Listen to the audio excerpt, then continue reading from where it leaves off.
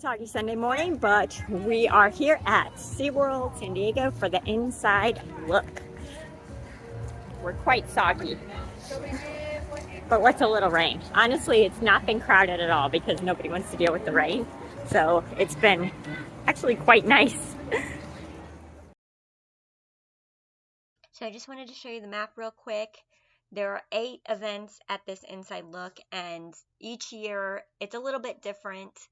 The Animal Health and Rescue Center, I was not allowed to film this year, but I have filmed it in the past. So if you want to see it, I can share a link. The Feather Scale and Furry Tail event, that's something that we did at the past member coffee and animal presentation, which I already posted a video of, so I probably won't post the whole thing again.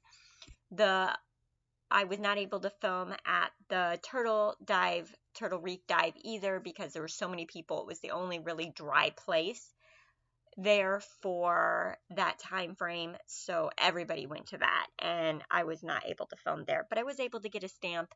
And the prize that we got were pins. They had 3 different type of pins this time. In the past, this was a multi-weekend event, but this year it was just a 1-weekend event. So the first thing that we went to see was the West Coast Skywalk, which you'll see in my next clip. That's been closed for a very long time, so it was really exciting to see it. I also wanted to mention that Freeway, the animal, see it's right there, the sea lion that kept getting stuck in the highway in La Jolla was at the Animal Health and Rescue, so I was really disappointed I didn't get a picture of him, but he was right there.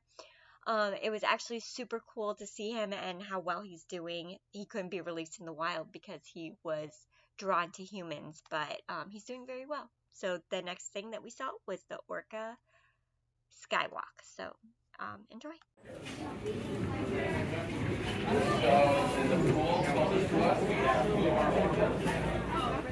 Behind you, everyone give me a big wave or a thumbs up if you can hear me or see me. How you doing? How you doing, Barry? Are always going to be a little bit smaller. Their pectoral flippers are going to be a little bit smaller as well. Same with the dorsal fin. And another way you can tell Kalia specifically apart is by those freckles on her eye patch. So the whales have those white eye patches. They are not their eyes. I used to think that when I was a little kid. But those are actually camouflage. So it helps them when they're hunting. Their prey is going to go for those eye patches instead of going for their eyes, which are right in front of those white eye patches. Let's see what Kalia is going to do for us here. Now she's using her tail to propel herself through the water. They can swim about 30 miles per hour. And now look at the center of the pool. Here she comes. Beautiful. So they're very athletic. Specifically, some of our female whales are very high flying. Kalia being one of them. She's very energetic. We also have Corky here. She is kind of a legend here at SeaWorld. She's I love Corky. 58 years old. And she is still one of our highest flying, most energetic animals. All right, now Caitlin has just asked Kalia for a pretty cool behavior. She should be doing 2 behaviors in 1. So let's see if she can do it. She should wiggle her pectoral flippers and do a jump at the same time. Let's see if she does it. There they go! Beautiful! So the whales are very, very smart. Everything that we do with these guys, it's all kind of like sign language. So we communicate. Plan for you guys today, we're super excited about. The first thing we're going to be doing is bringing out one of our Asian small-clawed otters to do a little bit of a training session with. You guys are super lucky to get to see some of these because Asian small-clawed otters you actually can only see during our shows. So the fact that we get to bring them out and share them with you guys, not only are we super excited about, but it's a super cool opportunity to see a little bit behind the scenes about how we work with some of our otters. Now, if you guys did see our show just a few minutes ago, you guys learned that Asian small-clawed otters are actually freshwater otters. They're not sea otters. They don't live by the ocean. They do live in lakes, rivers, streams, and even rice paddies. And we actually have 9 Asian small-clawed otters that live here at the amphitheater. Now, they're all Asian mated pairs, and the one that we're bringing out now, her name is Min. Now, Min is one of our most experienced show otters, so she comes out, she's very experienced, she does a lot of shows, and she does a lot of different behaviors. So when her trainer Jenna comes out, we're going to see what she has planned. Now, it actually looks like we're going to do a little bit of playtime. Now, playtime is actually a super important part of positive reinforcement-based training. It allows us to build relationships with our animals, and it's super stimulating. They're just saying hi to everybody. Now, we have a couple different things planned for her right now. Now, these look like toys, but we actually have an official term for these. These are actually called environmental enrichment devices, or EEDs for short. Now, what these are is they're just little toys or things that our otters can interact with, or any animal can interact with, that helps keep their environment kind of novel, stimulating, lets them kind of work through some different problems. So you can see in this little puzzle right now, Minnie's actually using her front paws to pull out those little puzzle pieces where there's some food underneath. Now, this is a natural scavenger behavior that we like to mimic, and by using these EEDs or this little scavenger toy, it kind of allows her to get to use some of those really cool foraging habits that naturally come to Asian small-clawed otters. Now, Asian small-clawed otters do have a wide variety of different fish that they eat and food. They're natural scavengers. Here at Seaworld, their diets mainly consist of fish and shrimp. So Jenna probably has some of those little bits of shrimp in those toys. Now, we also have this little black tube over here that has some holes. That's another one that Min likes, where you can put some ice in there. All of the otters really love ice. So if you put some shaved ice in there, they kind of like to dig around for it, and they like to juggle. We have one otter named Leo who likes to lay on his back and juggle some ice. It's super, super cute. You're taking a picture of us. Yeah, so it also looks like we're doing some husbandry right now. Now, husbandry is it's actually one of the most important things we do here. And husbandry is basically having our animals participate in our own healthcare. So we do train our animals to participate in different healthcare stuff. So what Jenna's working on now is a target where Min will actually allow her to place her nose on Jenna's hand, and then we can use that to roll her over into a ventral position where her belly is up. That allows us to get a good physical examination of what her body looks like, make sure that she's still healthy, and then it allows us to kind of, make sure that she is staying healthy. So there's also different things we can do with husbandry. That could be something like allowing us to get a voluntary blood sample from our animals.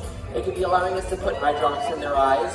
It could be something like this. What Jenna's doing right now, she's actually asking Min to open up her mouth and allow us to kind of look inside there and make sure her mouth is healthy too. And we use these carpet squares for different things. The otters are really cuddly and snuggly, so they do like to snuggle up and rub up on these little carpet samples. But we can actually use that as kind of an indication for a husbandry session. So a lot of our otters know that these are really fun things to snuggle up on. And they also know that when they're on that carpet, we might ask them some husbandry behaviors. Like, for example, when Jenna was asking her to open her mouth. So it's kind of a good indication to let our animals know, hey, these are the questions we're about to ask, and we really appreciate if you allow us to look at your mouth or allow us to look at your body. So it's kind of a really cool little piece of our training that we do here. Now I'll hop off mic for just a second so you guys can enjoy and hear Min making a lot of noises. She does make a lot of noises. She's one of the most vocal otters, so let's see if you guys can hear her make some noises while she plays.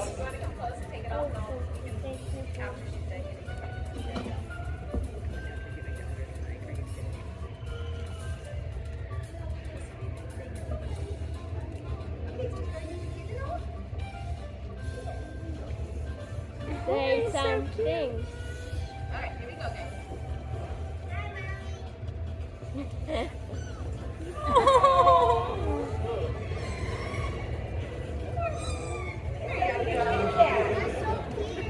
Thank you, huh?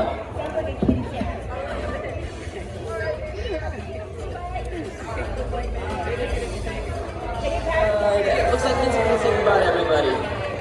That was adorable. Alright, we're not done yet. We're actually going to pull out one of our younger sea lions for a little bit of a training session as well. Now, you guys got to see two sea lions in our show earlier if you saw it. They were Murdoch and George. And those are two of our biggest males that live here at the amphitheater.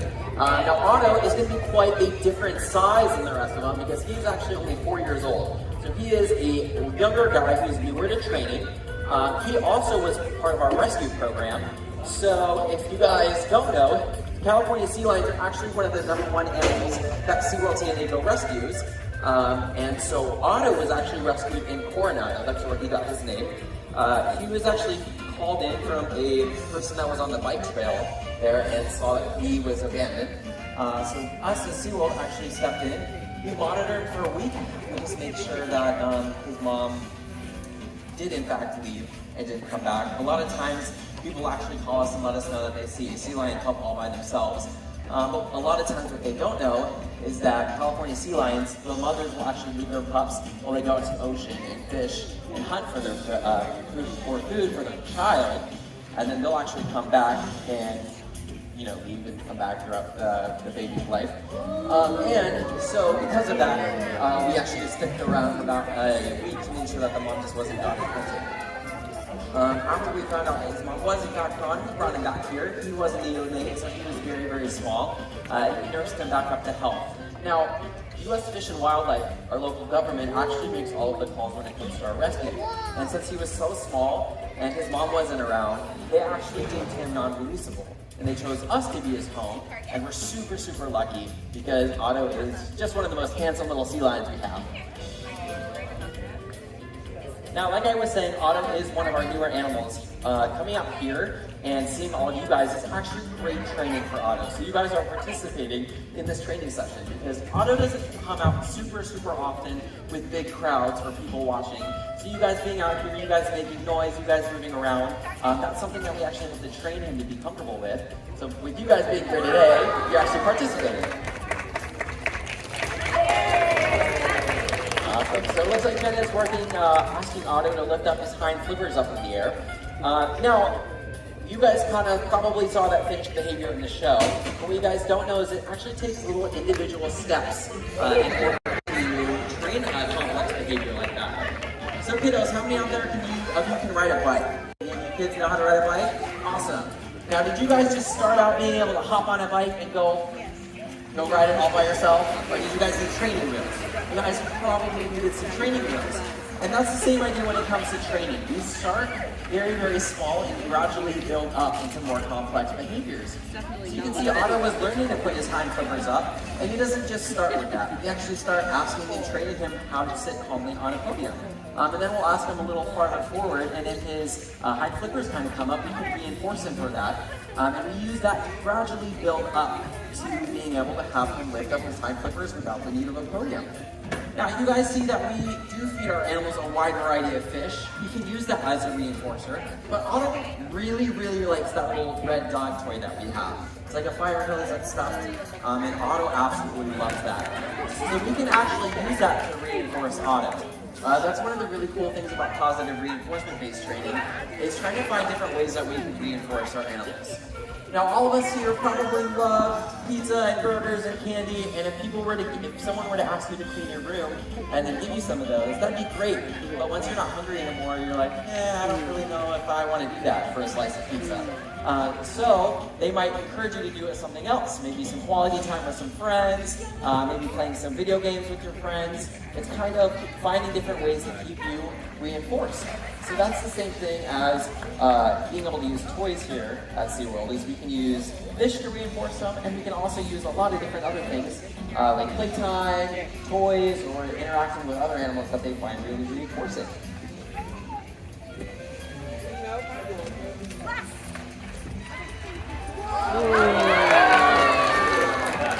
So as you can see, he is little, but he is so smart. He's learning such a wide variety of things, and you can also see how he's checking you guys out. He can't see you, and he is really encouraged, or he is learning to be really reinforced by having you guys out here. He's trying to eat the fish. Mm-hmm.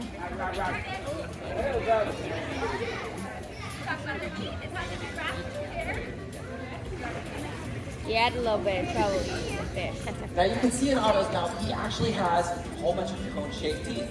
Now he can actually use those to rip up and tear different fish and stuff. They do swallow their food whole. As you can imagine, being in the middle of the food chain, they have to be able to hunt quickly and efficiently. So they actually don't chew their food. They do swallow it whole, but they do have those really big canine teeth that they use to rip and tear different fish and stuff. We use that to kind of make smaller, swallowable pieces. And so you could have seen some of that without it.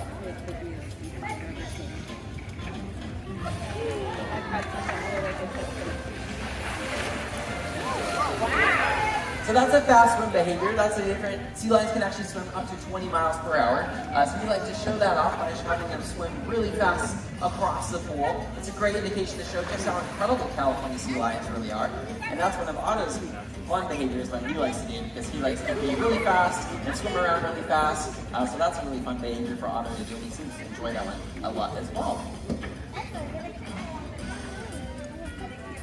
So we're going to do something fun. We're going to ask Otto down. Jenna's going to walk along the glass with him so you guys can get a little bit of a closer eye on him and see what he looks like a little bit closer. This is also really good training for Otto because, like I mentioned earlier, he doesn't come out super often to big crowds. So by having him get reinforced and be fed right next to you guys is actually really good for him to get more comfortable being out with you guys. And because we're feeding him while he's out there, he's learning, oh, when I see all these people and I'm getting fed, this isn't scary at all. This is actually an opportunity to get some food and some reinforcement, which is really good for him because it builds that positive association with seeing you guys, but also some really fun stuff so like cute. hanging out with Jenna and getting fed. Now, if you see them underwater, you can actually see that they have kind of like a white ring around their eye. Sea lions have amazing vision above and below water, and they can actually use that and see kind of like an external eyelid. It's kind of like a built-in pair of goggles that allows them to see really well above and below the water. Now, you can also see he has those little whiskers on the side of his head. Those are actually called vibrissae, and those are really, really beneficial for sea lions. Out on the coast here in La Jolla, sometimes the water gets kind of murky or choppy and the visibility is not great. So sea lions have actually adapted to be able to use those external or vibrissae to feel around their environment to find food. So they can use those to find fish or hunt or see where their buddies are at. They can kind of use those to feel around their environment. So sea lions are super well adapted to be able to live in the environment. Now he also has these external ear flaps. That's kind of the easiest way to tell a sea lion apart from a seal. Otto is a sea lion. He is not a seal. There is a difference. That's the easiest way to tell that apart.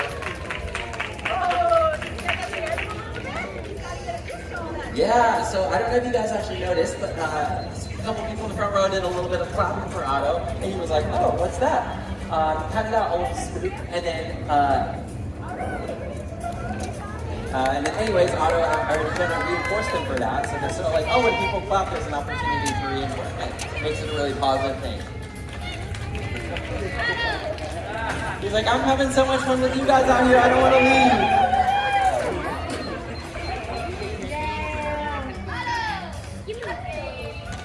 There he goes. Alrighty guys, thank you so much for coming to our trainer talk. We couldn't do this without you. We appreciate you guys being here. If you guys are looking to get your pamphlet stamped for the Inside Look Scavenger Hunt, there are people on the exits that can get that stamp. Now this is Jay. Jay is 11 years old. He also plays the role of Seymour in our show. Now Jay recently learned how to do guest interactions. Oh, he's so We have cute. different animals that do the guest interactions. Some of our animals are more successful around people, and other animals are kind of nervous of meeting new people. So Jay recently learned how to do guest interactions. He's a very, very friendly guy. If you look in his mouth, you'll see those nice sharp teeth. Their teeth are mainly...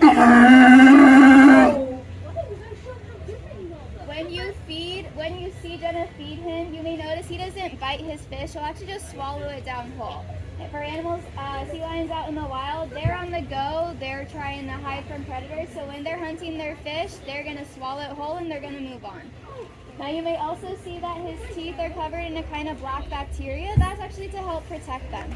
I was just going to ask about black. Yeah, so that's on their teeth. It doesn't mean his teeth are dirty. That's there to help protect. You have a question?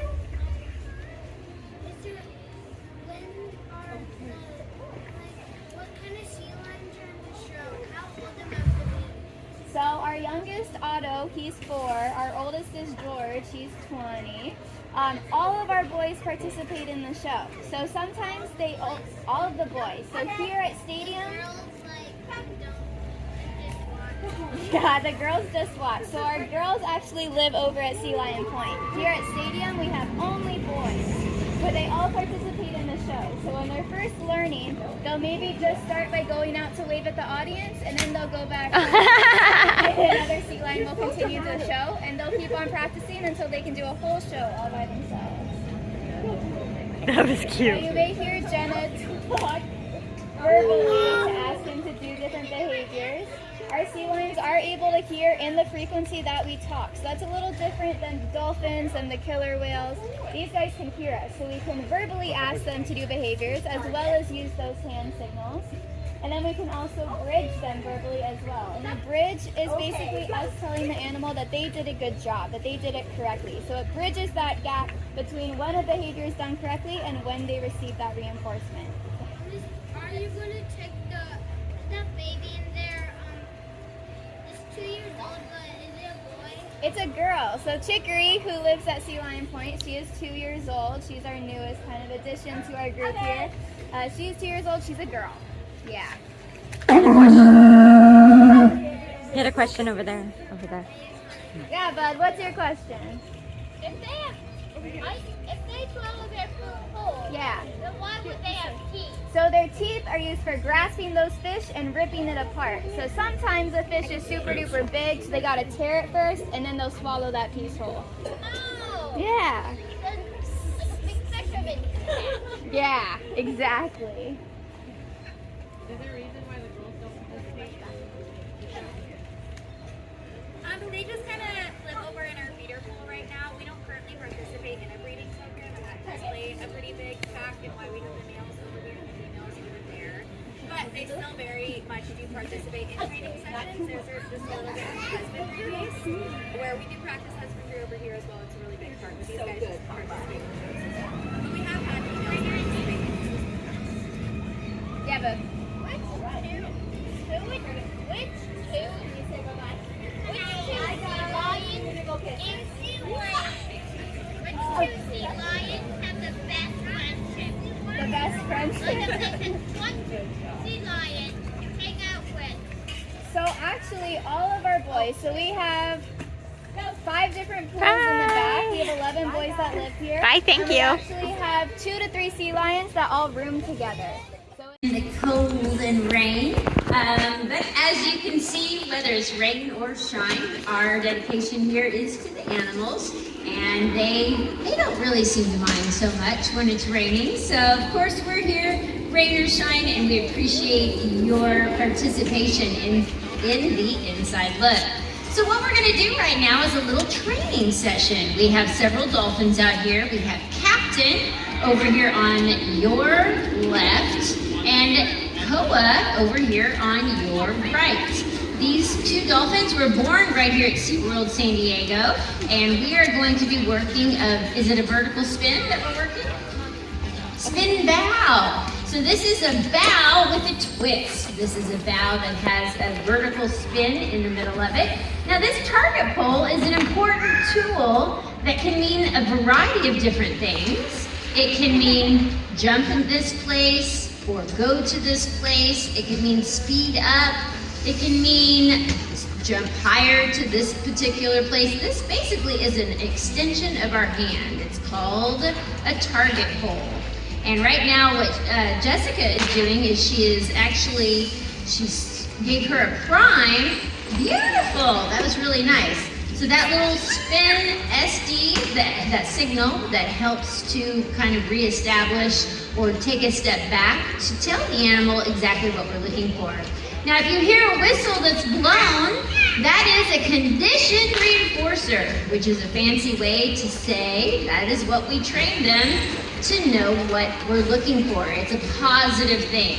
If you go to the sea lion and the otter show, you're going to hear the word okay. The sea lions respond very well to audible signals, and so okay is their conditioned reinforcer. With cetaceans like whales and dolphins, we use that whistle because it's a high-pitched frequency. We know they can hear, and it's also we know that the animals can hear as well as the trainers. There's that signal. We're gonna tap to let her know where we want the behavior, and let's listen for that whistle. Beautiful! So that whistle tells her that's exactly what we're we're looking for. Now, what happens if they do it incorrectly and the whistle is not blown? What do you guys think we might do? Ask again. I heard a couple things out there.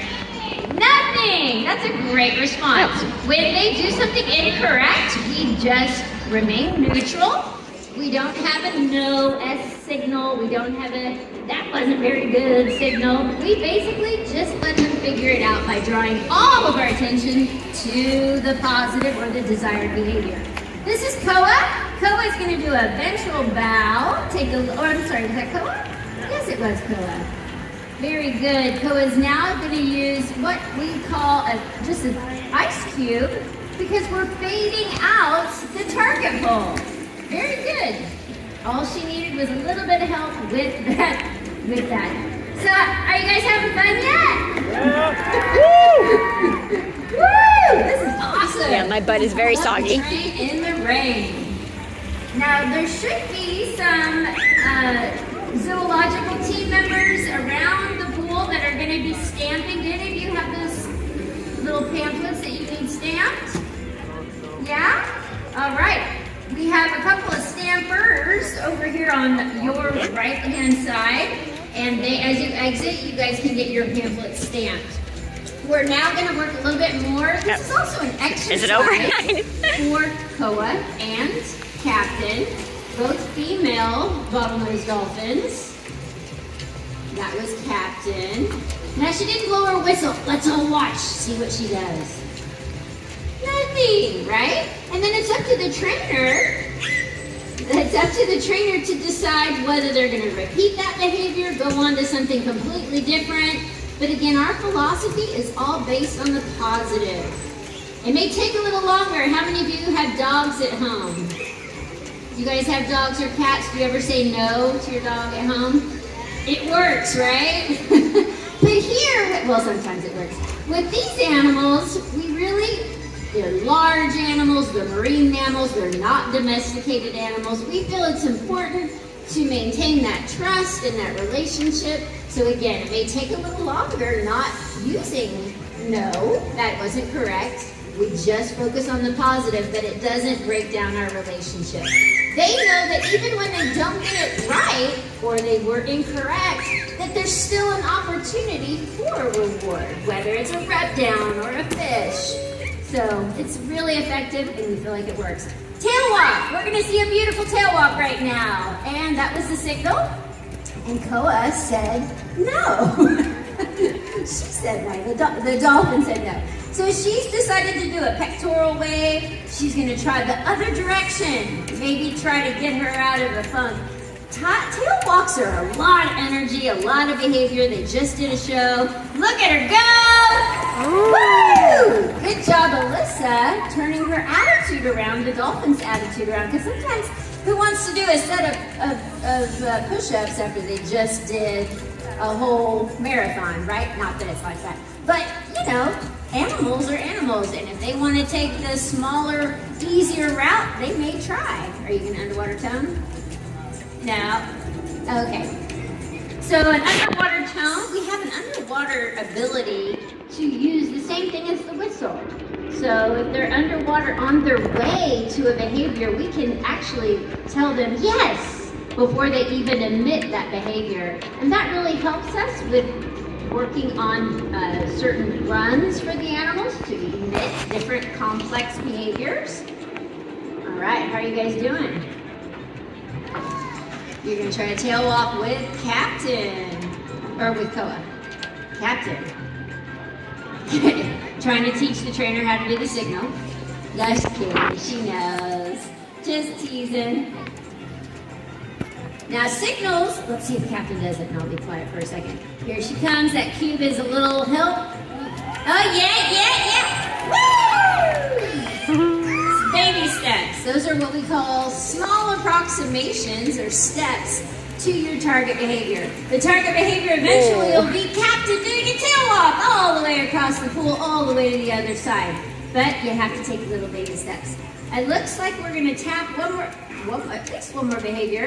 This is a breach, or a back breach rather. This isn't your traditional side breach that you see. The target pole is gonna help with height and location right now. So Caleb out there with the target pole is going to show the animal Koa exactly where to go. And Alyssa is gonna give the signal, and she's on her way. What a good attitude. Whistle in mouth, ready to, woo! That was really, really high. And that was what we were looking for. Good job. All right, anything else with Captain? No, well, thank you very much, ladies and